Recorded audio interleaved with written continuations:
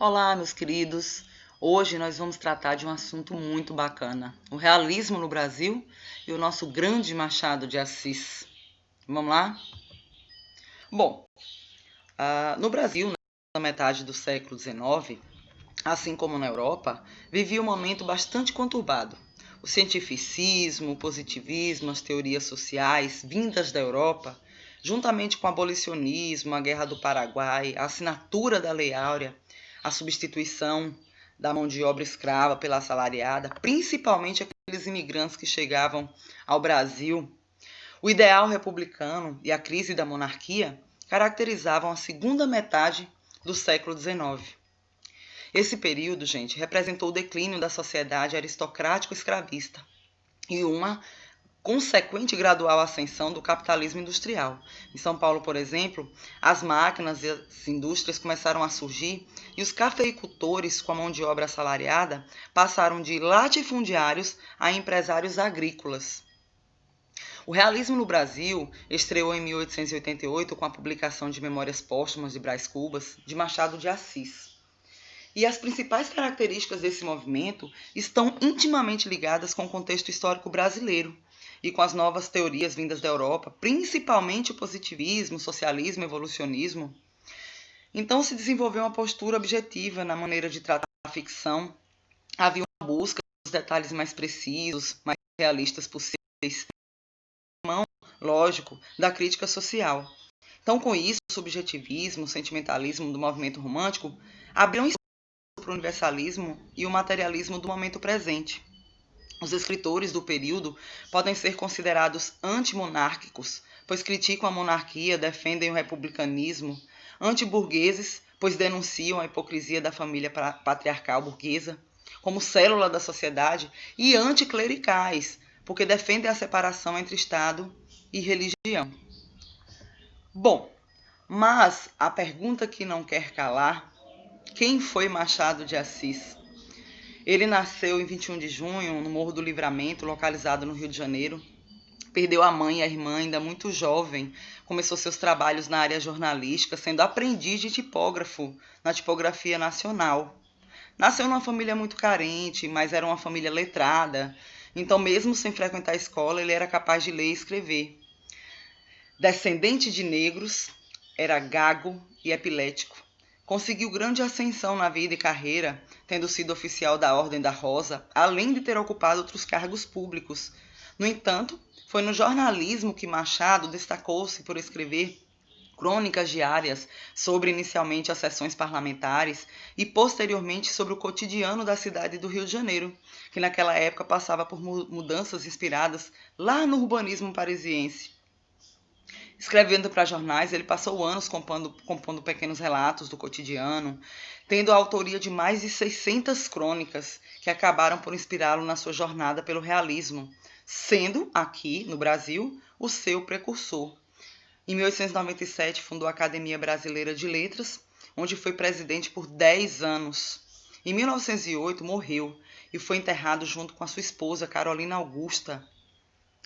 Essa esposa era uma esposa adorada, imortalizada nos versos que esse autor compunha, principalmente depois da morte dela.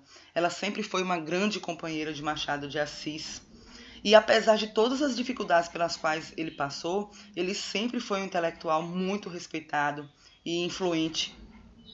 Nos seus 69 anos de vida, nunca se afastou mais de 120 quilômetros do Rio de Janeiro. No entanto, ele criou uma obra que retrata com perfeição a sociedade brasileira do Segundo Reinado. Bom, quando a gente fala das fases de Machado, a gente tem que entender que o Machado passou por 2 momentos na vida. Ele costumava dizer que a primeira fase era uma fase mais ingênua, isso nas suas autocríticas. Era uma fase mais ingênua, ainda trazendo características do romantismo. E já a segunda fase é uma fase mais madura. Então, a carreira de Machado, sendo dividida dessa forma, mostra um autor cuja genialidade já começa a aparecer. Nessa primeira fase nós temos aí Ressurreição, A Mão e a Luva, Helena, Yaya Garcia.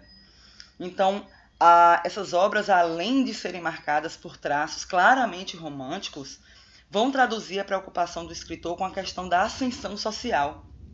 porque as histórias de amor envolvem sempre dinheiro, família, casamento e apresentam uma estrutura de narrativa romântica com princípio, meio e fim, que são construídas com o objetivo de provocar surpresa e emoção.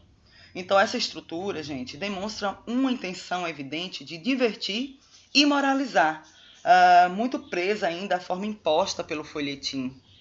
Já na segunda fase, a gente tem as principais obras, não? Como Memórias Póstumas de Brás Cubas, Quincas Borba, Dom Casmurro, Esaú e Jacó, Memorial de Aires. E a trama de todas desenvolve-se sempre durante o Segundo Reinado, tendo como cenário a cidade do Rio de Janeiro, que era a capital do Império. Esses romances se concentram na falsidade da vida depois do casamento, marcado pela traição. A insistência nesse tema parece ter origem no pessimismo do autor, que vê as relações humanas sempre motivadas por interesse. Então essa visão faz com que os personagens, reflexo das camadas dominantes, busquem o proveito próprio, sem espaço para as ações desinteressantes. Bom, falando um pouquinho das características principais do autor, nós temos aí os personagens, que são geralmente burgueses, que é a classe dominante, procura desmascarar o jogo das relações sociais, enfatiza o contraste entre aparência e essência, mostra-nos de maneira impiedosa e enfatiza a vaidade, a futilidade, a hipocrisia, a inveja e o prazer carnal. O processo narrativo, ele tem pouca ação e poucos fatos a serem apresentados. Os personagens envolvidos na trama apresentam complexidade psicológica, ou seja, são personagens esféricos e o narrador dialoga com o leitor, permitindo que esse faça reflexões sobre a obra, além de, por vezes, a ordem cronológica da obra ser interrompida. O pessimismo é indicado pela hipocrisia social. A imperfeição da humanidade mostra que as causas nobres sempre ocultam interesses impuros. As obras apresentam frases curtas, incisivas, repletas de humor e reflexão através de frases irônicas e sugestivas, e apresentam intertextualidade com obras consagradas e perfeição gramatical. Cabe dizer também que as obras apresentam bastante metalinguagem.